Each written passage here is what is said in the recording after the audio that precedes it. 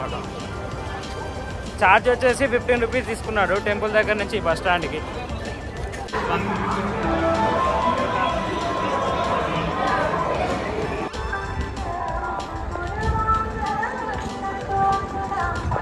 ఎదురుగా కనిపిస్తుంది కదా రామేశ్వరం బస్ బోర్డు ఉంది, తెలుగు ఇంగ్లీష్లో వచ్చింది ఇందాక.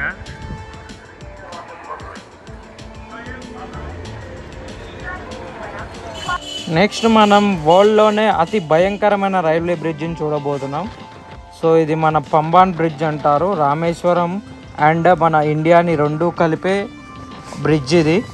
సముద్రం మీద లిటరల్గా వంతెన ఇది. హాయ్ గైస్, ఇప్పుడే రామేశ్వరం బస్ స్టాండ్లోకి వచ్చాను, దిగాను. సో ఆన్లైన్లో చెక్ చేస్తే ఒక స్కూటీ అవైలబుల్ దొరికింది, 600 అంట.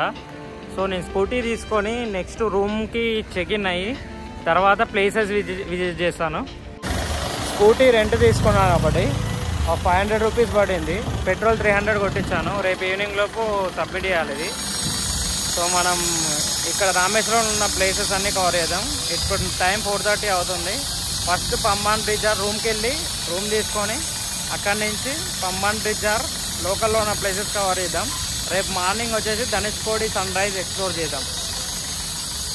గాస్ మాకు 800లో రూమ్ దొరికింది. సో పర్లేదు, బాగుంది. చాలా రూమ్స్ ఉన్నాయి ఇక్కడ, టెంపుల్ పక్కనే చాలా రూమ్స్ ఉన్నాయి. రూమ్కి దొరకవు అన్న ఆలోచన లేదు. సో 800లో మాకు ఈ రూమ్ దొరికింది. నాన్ ఏసీ, ఏసీ కూడా ఉంది. ఏసీ అయితే ఏసీ అన్ని చెప్తే ఇస్తాడు, ఆన్ చేసుకోవచ్చు. సో డబుల్ బెడ్, బాత్రూమ్ కూడా చాలా బాగుంది, బెస్ట్ అనిపించింది. బయటికి వెళ్ళి చూపిస్తా దీని పేరేందో. రూమ్లో ఫ్రెష్ అప్ అయ్యి పంబాన్ బ్రిడ్జ్కి సన్సెట్కి వెళ్తున్నాను అనమాట. సో సన్సెట్ చాలా బాగుంది పంబాన్ బ్రిడ్జ్ దగ్గర. మీరు వస్తే సన్సెట్ ఎంజాయ్ చేయండి ఇక్కడ.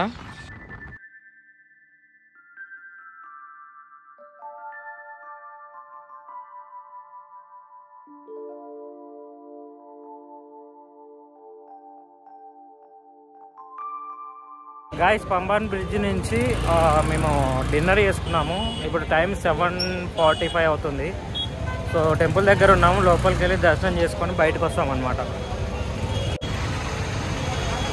ఇదే అనమాట టెంపుల్ ఎంట్రన్స్.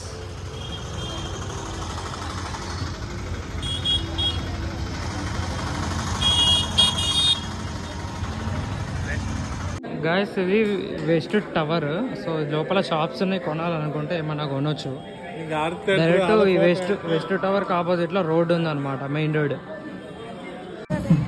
సో మేము లోపల నుంచి ఈస్ట్కి వచ్చేసినాం.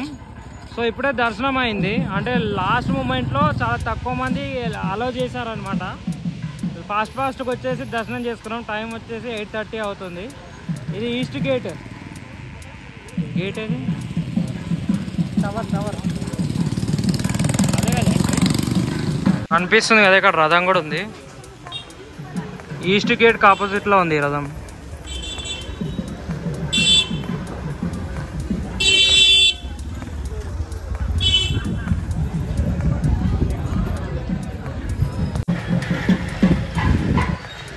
ఎవ్రీడే గుడి క్లోజ్ చేసే ముందు ఇలాంటివి జరుపుతారు అనుకుంటా, లేకపోతే మండే రోజు.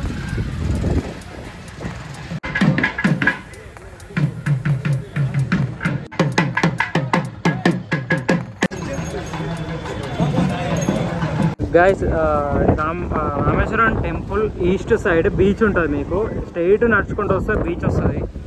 సో ఇక్కడే ఉంది, కనిపిస్తుంది. బాగుంది, చాలా దగ్గరగా ఉంది. ఎంట్రన్స్ ఎలా ఉంది బీచ్కి ముందు.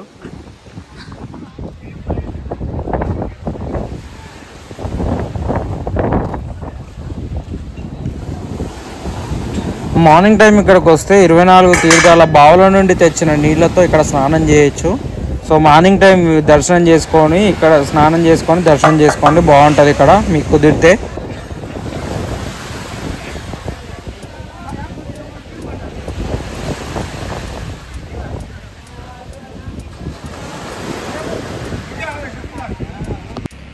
గుడ్ మార్నింగ్ గైస్, టైం వచ్చేసి 5:30 అవుతుంది. సో ఫ్రెష్ అప్ అయ్యి ఇప్పుడే ధనుష్కోడికి స్టార్ట్ అవుతున్నాము.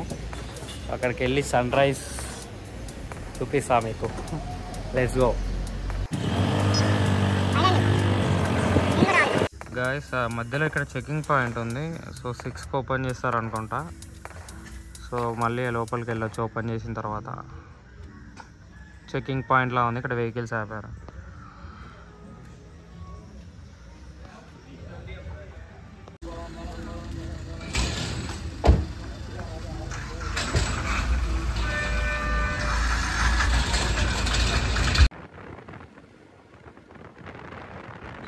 గైస్ ఈ రోడ్ జర్నీ మీకు చాలా అద్భుతంగా ఉంటుంది, లైఫ్ టైం గుర్తుండిపోయేలా ఉంటుంది. ఒకవైపు బంగాళాఖాతం, ఒకవైపు హిందూ మహాసముద్రం, 2 సముద్రాల కలయిక మధ్యలో ఒక రోడ్డు, దాని గుండా మీరు చేసే జర్నీ.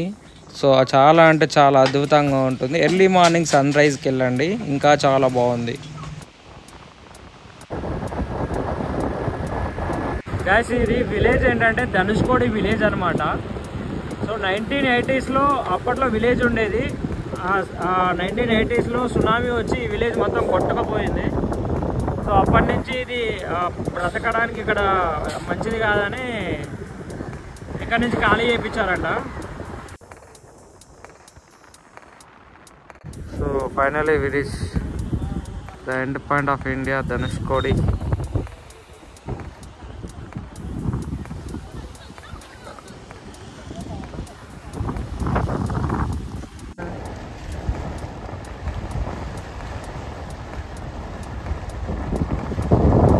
రామసేతు అదే అనుకుంటా, తర్వాత నేను చెక్ చేసి చెప్తాను. ఇక్కడ నుంచి 18 కిలోమీటర్స్ వెళ్తే శ్రీలంక వస్తుంది.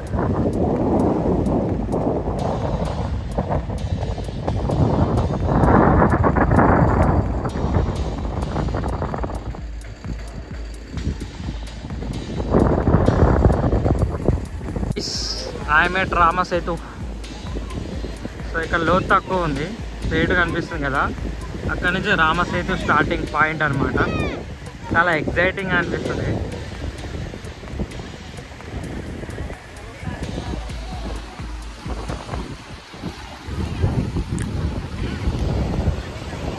మాత్రం చాలా క్లియర్గా ఉన్నాయి.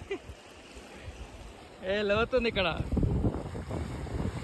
ఇక్కడ 2 సముద్రాలు కలుస్తాయి కదా, బంగాళాఖాతం ఒకటి, హిందూ మహాసముద్రం ఒకటి. ఇదే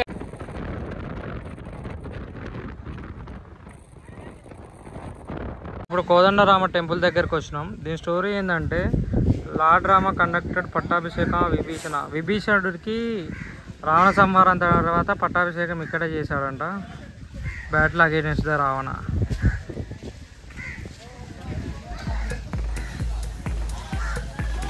టెంపుల్ దగ్గర మన కొబ్బరి బొండాలు ఇవి కూడా దొరుకుతున్నాయి, తినడానికి తాగడానికి, స్నానం చేయడానికి అక్కడ ఉన్నాయి కూడా, స్నానం కూడా చేయొచ్చు.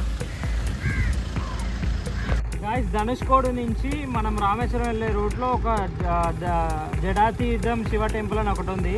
రైట్ సైడ్ లోపలికి వెళ్ళాలి. ఇది చూద్దాం ఎట్లుంటుందో లోపలికి వెళ్ళి. గైస్ ఇది జడతీర్థంకి వచ్చాను అనమాట నేను. సో ఇక్కడ ఏంటంటే రావణ సంహారం తర్వాత ఇక్కడ ఒక కోనేరు ఉంది, ఇక్కడ స్నానం చేసి సో ఇక్కడ నుంచి మన రామేశ్వరంకి వెళ్ళి అక్కడ లింగాన్ని ప్రతిష్ఠించాడంట పశ్చాత్తాపంతో. సో ఇక్కడ శివలింగాలు కూడా ఉన్నాయి, చాలా బాగుంది. ఫారెస్ట్ లోపలికి ఉంది కానీ ఎవ్వరు రావట్లేదు, రోడ్డు లేదు సరిగ్గా.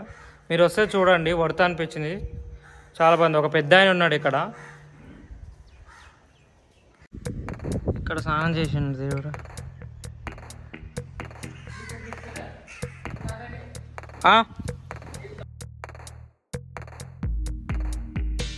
గైస్ ఇక్కడ టెంపుల్ దగ్గర పక్కన రోడ్లో బోటింగ్ కూడా ఉంది. మీరు సముద్రంలో బోటింగ్ కూడా చేయొచ్చు.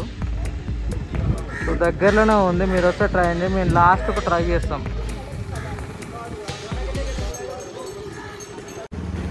రామేశ్వరం టెంపుల్ నుంచి రామపాదం 5-6 కిలోమీటర్ డిస్టెన్స్లో ఉంది. ఇప్పుడే వచ్చాము. సో పైన ఉంది, ఇది కొంచెం చిన్న కొండలాగా ఉంది, చూపిస్తాను ఎట్లా ఉంటుందో. చెప్పులు కూడా ఉండవు.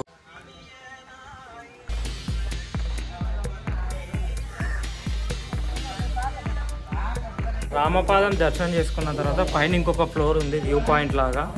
సో ఇక్కడ నుంచి రాముల వారు శ్రీలంకని హనుమంతుల వారు ఇక్కడ నుంచి చూసారని ఇక్కడ ప్రసిద్ధి అనమాట. అక్కడ మనకు రామేశ్వరం టెంపుల్ కూడా కనిపిస్తుంది. దాని తర్వాత లక్ష్మణ తీర్థంకి వచ్చాను. ఇక్కడ లక్ష్మణుడు సృష్టించిన తీర్థం ఇది. తను చేసిన పాపాలకు పరిహారంగాను ఈ తీర్థాన్ని సృష్టించాడంట.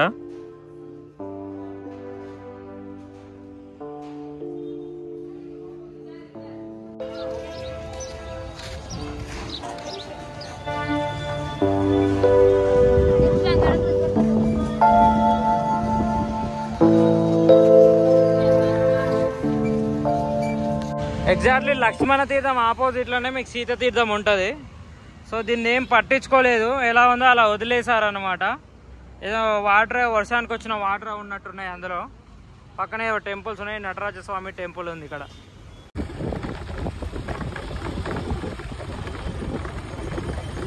సో వెల్లుండి తీర్థం స్పెషాలిటీ ఏంటంటే రాముడు ఈ తీర్థాన్ని సృష్టించాడంట. అది ఎలా అంటే సీతకు బాగా దాహం వేస్తే ఒక బాణం సముద్రం మధ్యలో కొట్టి వాటర్ దాని నుంచి వాటర్ వచ్చాయని దీని తీర్థం స్పెషాలిటీ అనమాట.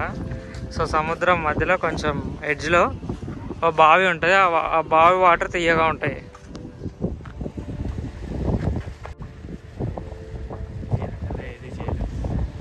బీచ్ చాలా క్రిస్టల్ క్లియర్ వాటర్ ఉన్నాయి. బీచ్లో కూడా ఎంజాయ్ చేయొచ్చు ఇక్కడ.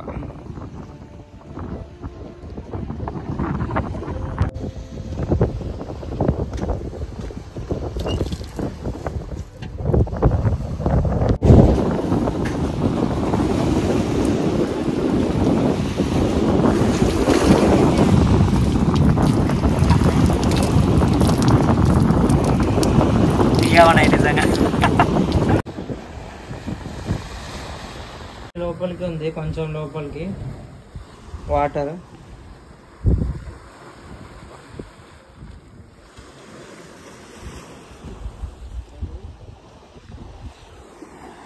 గైస్, పంబాన్ బ్రిడ్జ్ నుండి రామేశ్వరం మధ్యలో మీకు ఏపీజే అబ్దుల్ కలాం మెమోరియల్ ఉంటుంది. ఆయన సమాధి ఉంటుంది. ఆయన యూజ్ చేసిన వస్తువులు ఉంటాయి. ఆయన కంట్రీకి చేసిన కంట్రిబ్యూషన్ ఉంటాయి. సో ఫొటోస్, ఆయన మెమోరీస్ అన్నీ ఉంటాయి అన్నమాట. చాలా బాగుంది, విజిట్ చేయండి. ఫ్రీ అనమాట, టికెట్ ఏం లేదు.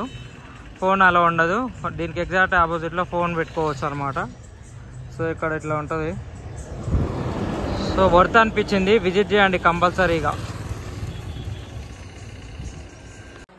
రామేశ్వరం టెంపుల్లో ప్రతిరోజు మధ్యాహ్నం మీకు అన్నదానం ఉంటుంది. సో మీరు మధ్యాహ్నం టైంలో అన్నం తినొచ్చు, చాలా బాగుంటుంది. మస్ట్ ట్రై అనమాట ఈ ఫుడ్. మాకు చాలా బాగా అనిపించింది.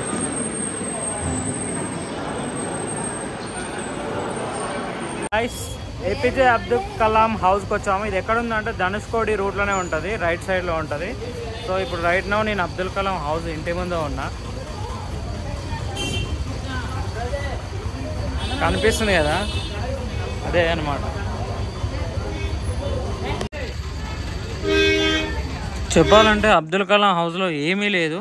సో అందులో బుక్స్ అమ్ముకోవడానికి, వాళ్ళ ఓన్ ప్రొడక్ట్స్ అమ్ముకోవడానికి ఆయన ఇల్లు వాడుకున్నట్లుంది. సో మీరు వెళ్తే వెళ్ళండి, వెళ్ళకపోయినా పర్లేదు. రామేశ్వరం నుండి మేము మళ్ళీ రిటర్న్ మదురైకి వచ్చాము. మదురైకి మార్నింగ్ 5 o'clock ట్రైన్ ఉంది. సో నైట్ స్టేషన్లో పడుకొని మార్నింగ్ 5 o'clock స్టార్ట్ అయ్యాము అనమాట. సో టోటల్ 25-30 hours జర్నీ తర్వాత మళ్ళీ నెక్స్ట్ డే మార్నింగ్ 7:30-8 వరకల్లా హైదరాబాద్ రీచ్ అయ్యామన్నమాట. సో ఈ వీడియో మీకు నచ్చితే please subscribe my channel and please support me. మీకు ఏమైనా డౌట్స్ ఉంటే కామెంట్స్లో అడగండి. Thank you so much for watching.